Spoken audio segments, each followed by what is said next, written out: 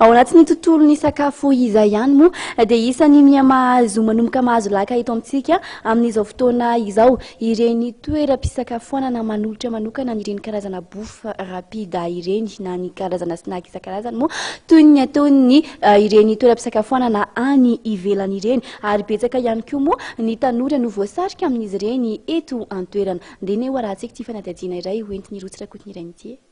Anisan'ny mbola manahirana raha ny any an-dafy ny fihinanana sakafo be loatra avy amin'ireny karazana toeram-pisakafoanana izay ahitana sakafo matavy isan-karazany ireny, indrindra raha ny eo amin'ny lafiny ara-pahasalamana.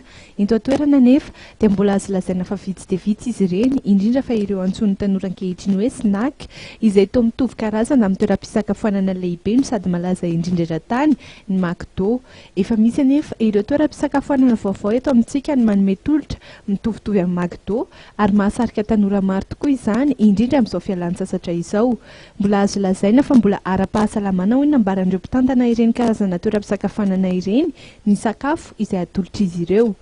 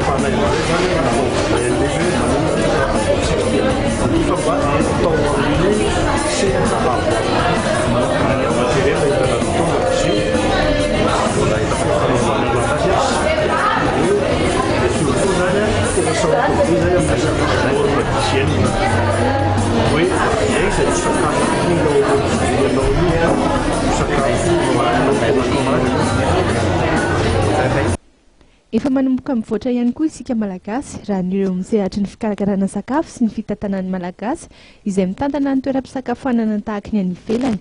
Anisan'ny manampy amin'ny fananganana toeram-pisakafoanana lehibe ihany koa ny fananana toeram-piompiana izay mampifameno ny akora ilaina rehetra ao an-dakozia.